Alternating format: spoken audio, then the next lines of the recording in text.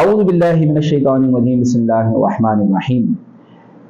محرم حرام کے ان ایام کے آتے ہی بہت سارے سوالات لوگوں کے ذہن میں آتے ہیں، جن میں سے ایک سوال یہ بھی ہے کہ امام حسین رضی اللہ تعالی عنہ کے ایصال ثواب کے لیے حلیم کا بنانا کیسا، اور اس کی تاریخ کیا ہے اور کیوں یہ کیا جاتا ہے۔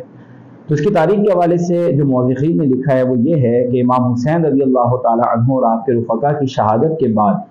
جب یزیدی لشکر وہاں سے چلا گیا تو قریبی جو گاؤں والے افراد تھے وہ وہاں حاضر ہوئے اور امام حسین اور آپ کے رفقا کے اجسام کی تدفین کا معاملہ عمل میں لایا گیا، اور وہاں انہوں نے کچھ اناج کو جمع کر کے ایک ڈش تیار کی، کھانا تیار کیا، جس کو لحیم کا نام دیا۔ لحیم یہ لحم سے نکلا ہے، لحم کا مطلب ہوتا ہے گوشت، تو یہ پھر تبدیل ہوتے ہوتے حلیم اس کو کہہ دیا گیا۔ بعض اس کو کھچڑا بھی کہتے ہیں، دلیم بھی کہتے ہیں، چونکہ حلیم کا جو لفظ ہے یہ اللہ کا نام بھی ہے، تو اس وجہ سے حلیم کو دلیم اور کھچڑا بھی کہا جاتا ہے۔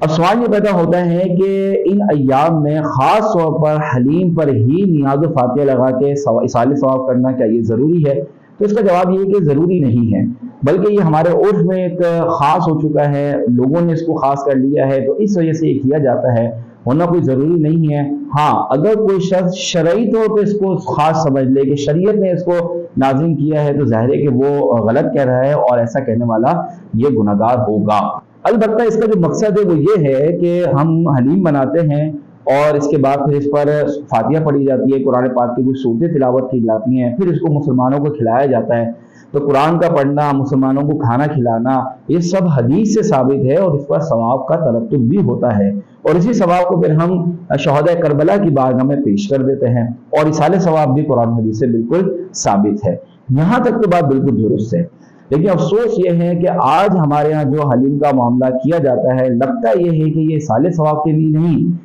بلکہ فقط اپنا شوق پورا کرنے کے لیے یا تفریح کا ایک سامان ہو جاتا ہے، اس لیے یہ کام کیا جاتا ہے کہ جو حلیم کرنے والے حضرات ہوتے ہیں ان میں سے اکثر لوگوں کو یہ دیکھا جاتا ہے کہ نہ ہی عشاء کی نماز وہ پڑھتے ہیں،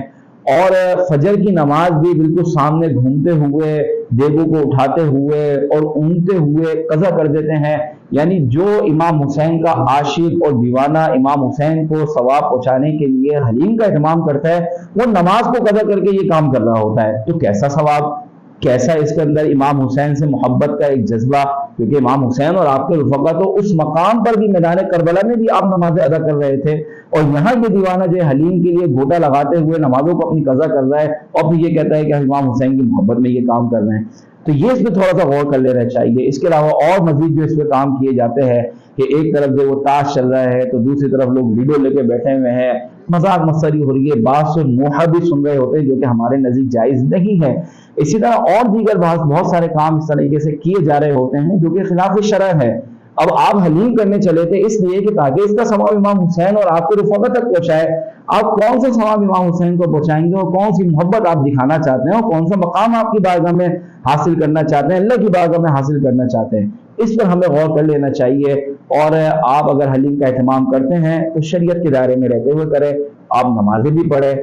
اور جس وقت میں حلیم تیار ہو رہا ہے اس وقت میں لیڈو، تاش یا دیگر اور کھیل کھیلنے کے بجائے اس میں امام حسین کی سیرت کو بیان کیا جائے، کربلا والوں کی سیرت کو بیان کیا جائے، جو انہوں نے وہاں قربانیاں دی ہیں اس کو بیان کیا جائے، تاکہ امام حسین اور آپ کے رفقا کی محبت ہمارے دلوں میں بڑھ جائے، تاکہ وہ مقصد ہمیں حاصل ہو کہ امام حسین رضی اللہ تعالیٰ عنہ آپ کے رفقا نے کربلا کے میدان میں قربانیاں دے کر آزمائش اور تکالیف پر صبر کرتے ہوئے جو ہمیں درس دیا، جو ہمیں سبق دیا ہے، وہ ہم حاصل کریں، تو پھر اس کا ایک فائدہ حاصل بھی ہوگا، اور پھر وہ جو ثواب ہوگا اسے آپ اصال بھی کر سکیں گے۔ یہ جو ہمارے یہاں روی جو اختیار کر لی ہے، تو بہت معذرت کے ساتھ اس پر ایسا نہ ہو کہ ثواب کے بجائے ہمیں گناہ کے اندر مبتلا ہو رہے ہوں، اور امام حسین رضی اللہ تعالی عنہ